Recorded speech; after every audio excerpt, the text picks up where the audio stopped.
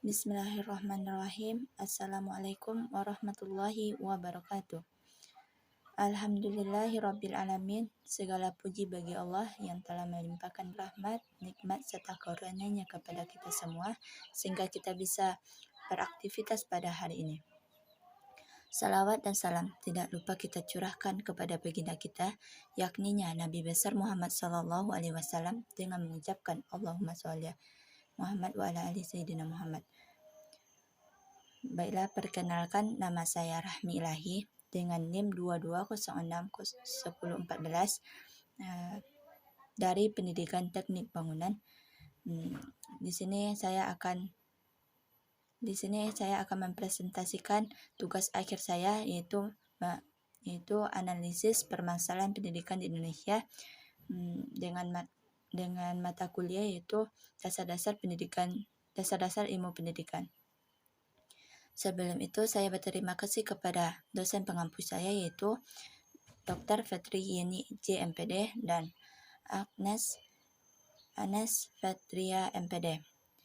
Baiklah, langsung saja kita masuk yaitu menganalisis permasalahan pendidikan di Indonesia. Ada 3 yaitu yang pertama fenomena atau fakta permasalahan pendidikan di Indonesia. Yang kedua adalah faktor yang mempengaruhi perkembangan. Yang ketiga, upaya penanggulangan masalah. Untuk menganalisis ada 7 permasalahan yang harus diselesaikan. Yaitu yang pertama yaitu pemerataan, yang kedua kuantitas, yang ketiga kualitas, yang keempat efisiensi, dan yang kelima efektivitas, dan keenam relevansi. Yang ketujuh permasalahan khusus pendidik dan tenaga pendidikan.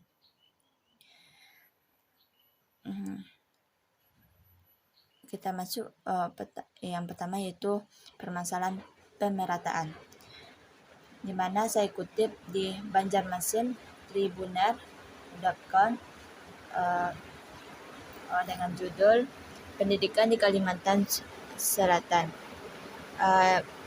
Banjarmasin yang diunggah pada tahun 2020 pada bulan Juni, di mana isu pendidikan yang terjadi yang pertama mengenai ketidakadaan tempat pendidikan di Dusun Bantumin, Desa Uren, Kecamatan Halong, Balangan.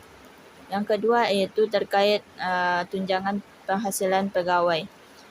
Dan ketiga mengenai kesulitan tenaga guru di Banjarmasin yang jumlahnya mencapai 1.500 orang untuk SD dan SMP. Tak terhitung berapa kali berita mengenai sekolah rusak atau kekurangan fasilitas dan guru menjadi perhatian publik. Faktor yang terjadi yaitu daerah yang terpencil yang ekonominya lemah, kurangnya pendidikan akan mengalami keterbelakangan sarana kehidupan. Faktor sumber daya manusia. Faktor ini sangat menentukan dalam pemerataan pendidikan, dan kekurangan sumber daya alam seperti tenaga pendidik akan memicu permasalahan pendidikan. Upaya yang harus dilakukan yaitu membangun gedung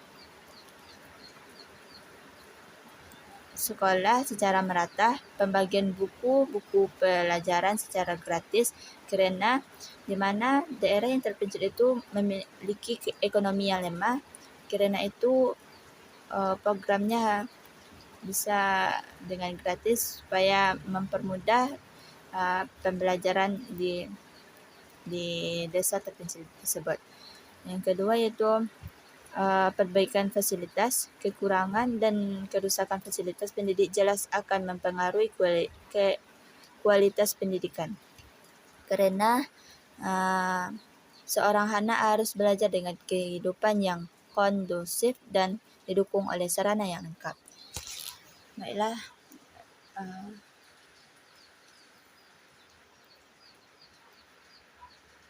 kita masuk permasalahan yang kedua yaitu kuantitas, di mana saya kutip di mediaindonesia.com dengan judul Ribuan Siswa Tidak Tertampung di Desa Depok, di mana pada tanggal 17 Juli 2020, ribuan siswa tidak tertampung di Desa Depok.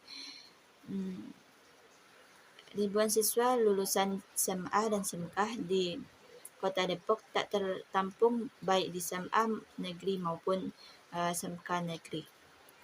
Begitu pula halnya dengan ribuan pelajar lulusan SD yang juga tidak tertampung di SMP negeri. Ini dikarenakan jumlah sekolah tidak sebanding dengan siswa yang lulus. Ribuan calon siswa SMA dan SMK tidak tertampung pada penerimaan peserta didik baru 2020-2021 kerana minimnya jumlah SMK dan SMA. Jumlah SMA hanya 14 dan SMK hanya 3. Sementara itu jumlah SMA negeri sebanyak 26. Faktornya iaitu terdapat jumlah sekolah tidak sebanding dengan siswa yang lulus dan jumlah siswa terlalu banyak mencapai belasan ribu pelajar dari kota itu dan sementara itu daya tampung hanya sekitar 6,000 siswa pelajar. Dan sekolah tidak merata membuat banyak siswa atau pelajar tidak bisa melanjutkan pendidikan ke sekolah yang diinginkannya kerana tidak tertampungnya siswa di tempat yang dia diinginkan. Upaya yang harus dilakukan adalah menambah atau membuat kelas memakai sistem jalur zonasi, prestasi dan pemindahan. Pemerintah lebih memerhatikan pendidikan yang ada di desa terpencil biar pendidikan yang ada di sana bisa memenuhi standar atau kualitasnya terjamin. Lanjut, permasalahan yang berikutnya iaitu kualitas, di mana saya kutip di Kabar Pendidikan ID dengan judul Muti Pendidikan di Indonesia yang tayang pada tanggal 9 Maret 2022. Saat ini kita sedang dihadapi oleh permasalahan sosial di masyarakat yang tidak kunjung usai seperti kemiskinan, kekurangan gizi, kriminalitas. Sesungguhnya akar permasalahan sosial ini adalah mutu pendidikan yang rendah. Pendidikan merupakan suatu proses kemanusiaan, manusia yang bisa merubah kualitas kehidupan menjadi lebih baik. Pendidikan juga akan membentuk masyarakat atau manusia menjadi makhluk yang beradab dan bermoral. Namun, kenyataan pendidikan belum sepenuhnya menyentuh masyarakat sehingga menimbulkan masalah-masalah sosial di masyarakat. Faktor penyebabnya iaitu indeks pengembangan manusia Indonesia semakin menurun dari tahun ke tahun. Standarisasi pelajaran yang lemah, kemungkinan adanya pendidikan yang terkekang oleh standar kompetensi saja sehingga kehilangan makna dan tujuan pendidikan tersebut. Upaya yang harus dilakukan adalah meningkatkan kualitas guru dan kualitas sarana dan prasarana yang ada di setiap sekolah maupun universitas, tidak hanya di kota, bahkan desa pun atau pedalaman pun yang jaraknya jauh dari pusat pemerintah membutuhkan pendidikan yang memadai. Pemerintah juga perlu meningkatkan kurikulum pendidikan sesuai kebutuhan zaman yang setiap tahunnya berubah agar pendidikan di Indonesia tidak tertinggal oleh pendidikan di negara-negara yang sudah jauh lebih maju seperti Jepang dan lain-lain. Lanjut permasalahan yang berikutnya iaitu efisiensi, di mana saya kutip di News MK.ac.id dengan judul Memakar Efisiensi Pendidikan di Masa Pandemi. Permasalahan ini tayang pada tanggal 28 Desember 2021 dengan permasalahan yang pertama, sekolah dan proses pembelajaran pada masa pandemi terpaksa diberhentikan sementara. Selain itu, menghindari penyebaran COVID Corona. Yang kedua, keadaan masyarakat miskin yang masih kesulitan untuk memiliki sarana yang baik, handphone maupun laptop atau aplikasi lainnya. Selain kendala dari segi perangkat, ternyata dari segi sumber daya manusia pun ada kendalanya. yakni tidak semua pelajar bisa mengoperasikan perangkat. Bahkan tenaga pendidik pun tidak sedikit yang masih gagap dalam menggunakan perangkat belajar daring ini. Faktor yang mempengaruhinya iaitu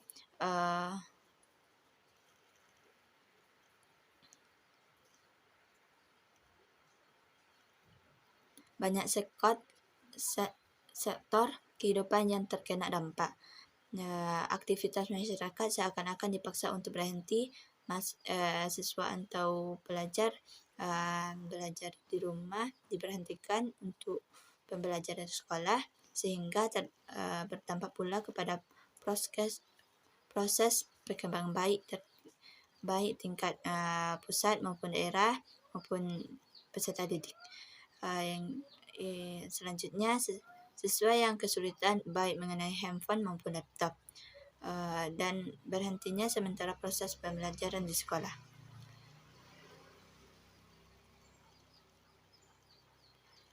Secara geografis sudah menjadi tugas kita bersama selaku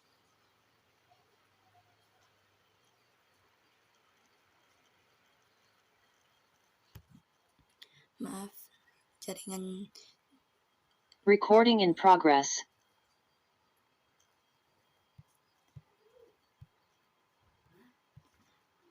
Sebelumnya tentang jaringan atau kerana di rumah saya agak sulit memproses jaringan. Langsung kepada yang tadi, iaitu faktor berhentinya sementara proses pembelajaran sekolah kerana pandemik COVID corona.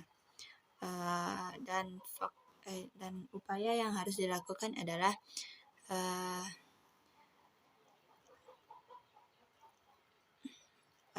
memiliki tanggungjawab untuk mencerdaskan kehidupan bangsa dan mengejar ketinggalan ini. Jangan sampai kerana konflik seperti saat ini akan berakibat terhambatnya proses tumbuh kembangnya pendidik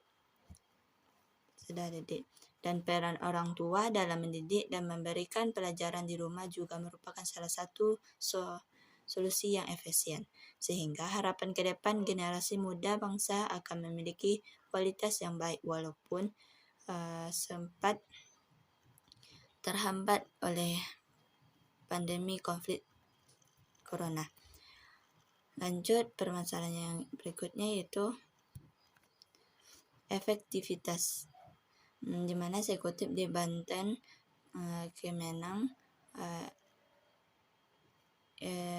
Go.id dengan judul Pembelajaran Daring SD Tenjonagara. Permasalahan yang diunggah pada tanggal 7 Agustus 2019. Permasalahan ini adalah tidak semua orang tua siswa mempunyai handphone, kuota atau perangkat yang dibutuhkan untuk pelajaran daring. Sistem program pembelajaran awalnya tatap muka berubah menjadi pembelajaran daring. Hal ini dapat mengurangi semangat dan maruah belajar. Pilihan pelajaran memaksa mengikuti jalur yang mana memanfaatkan teknologi. Faktor yang penyebabnya iaitu peningkatan sekolah melakukan pembelajaran daring kembali pada pelajarannya. Hal ini tantangan kembali bagi dunia pendidikan di setiap sekolah, baik untuk guru, siswa maupun orang tua, dan kesulitan dalam handphone maupun perangkat lainnya kerana akan sulit untuk dipahami oleh peserta didik dalam pelajaran handphone maupun perangkat lainnya kerana kurang mengerti dalam media yang tersebut. Upaya yang dilakukan adalah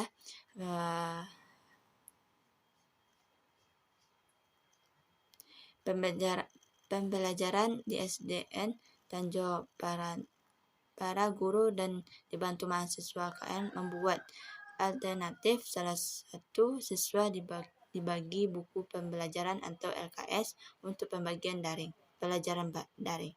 Dan setiap 1 minggu sekali orang tua wajib mensetorkan hasil pembelajaran kepada guru yang bersangkutan. Guru memantau baik secara langsung ataupun melalui WA. Orang tua wajib mengisi formulir penilaian yang sudah dibuat oleh guru dan mahasiswa KKN untuk meninjau penilaian kehadiran untuk aktivitas. Baik, permasalahan yang berikutnya itu relevansi, di mana saya kutip dibangun wordpress.com yang berjudul rendahnya relevansi pendidikan dengan kebutuhan. Tayang pada tanggal 29 Desember 2014, di mana ada terdapat permasalahan yang pertama lulusan yang menganggur. Yang kedua yaitu permasalahan pendidikan yang mencakup sejauh mana sistem pendidik dapat menghasilkan lulusan yang sesuai dengan kebutuhan pembangunan. Dan yang ketiga, adanya ketidakserasian antara hasil pendidik dan kebutuhan dunia kerja ini disebabkan kurikulum yang materinya kurang fungsinya dengan keterampilan yang dibutuhkan ketika peserta didik memasuki pekerjaan dunia kerja. Faktor yang menyebabkannya itu lulusan tidak sesuai dengan lulusan tidak siap secara kognitif dan teknikal untuk melanjutkan ke satu perjuruan di atasnya. Yang kedua adalah lulusan kejuruan dan pendidikan tinggi belum atau bahkan tidak siap untuk bekerja. Jumlah angka pengangguran meningkat. Upayanya yaitu diantisipasi dengan menentukan terlebih dahulu arah pendidikan yang akan dipilih. Seperti yang saat ini yaitu kebanyakan orang atau peserta didik memilih pendidikannya yaitu tergantung orang atau keinginan orang tua, kerana kebanyakan orang tidak memikirkan apakah dia bisa dengan pendidikan ini atau tidak, kerana sesuatu yang dilakukan harus dipikirkan. Dan selanjutnya pemerintah hendaknya membuka lapangan pekerjaan yang mampu menimpung kelulusan. Dan yang ketiga, pemerintah tidak menggunakan sebagai uji coba kerana pendidikan merupakan kebutuhan yang sangat serius. Lanjut permasalahan yang berikutnya yaitu tenaga pendidik dan tenaga kependidikan.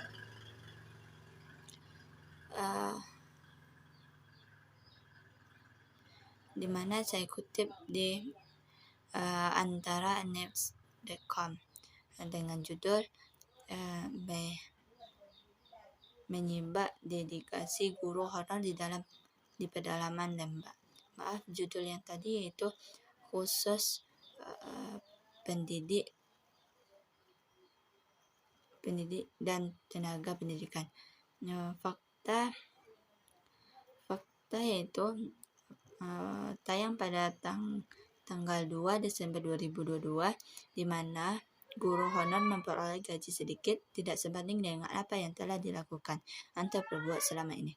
Gaji guru honor pada jenjang SD dan SMP berkisar antara 500,000 hingga 1.200.000 per bulan. Kondisi menuju sekolah sulit dan berbahaya. Keberadaan guru honor selama ini cukup membantu pemerintah dalam daerah kerana tanpa mereka dipastikan guru banyak sekolah tidak memiliki guru. Faktornya yaitu guru honor yang gajinya tidak sebanding dengan apa yang dilakukannya. Guru honor di pedalaman Kabupaten Lembah untuk menuju sekolah harus melintasi perbukitan jurang dan bertebing. Kondisi kian sulit dan berbahaya ketika hujan. Upaya yang harus dilakukan adalah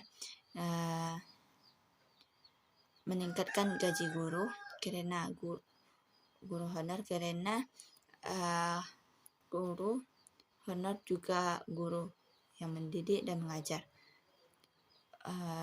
Dan pemerintah membuka seleksi CPNS dan memberikan peluang guru honor bisa menjadi guru PNS, dan kondisinya harus diperbaiki. Peningkatan kompetensi guru mutlak diperlukan dengan pengoptimalan musyawarah guru mata pelajaran dan kelompok kerja guru. Dan guru honor, baik pun guru honor maupun guru PNS sama saja, tidak ada bedanya, hanya beda tingkat aja. Guru tetap guru, mengajar dan mendidik. Kerana itu diperlukan tingkatan gaji untuk guru honor kerana guru honor itu telah mendidik dan mengajarkan didikan kepada peserta didik untuk mengajar siswanya. Lanjut yang berikutnya iaitu penutup. Sekian presentasi saya. Terima kasih dan maaf kalau ada kata-kata saya yang salah atau tidak tepat. Tolong mohon maaf kerana manusia itu tempat salah dan khilaf. Sebelum itu saya mohon maaf sekali lagi tentang jaringan ini. Recording in progress. Maaf kerana jaringan agak sulit. Baiklah, saya akhiri dengan wabillahi taufiq wa hidayah. Assalamualaikum warahmatullahi wabarakatuh.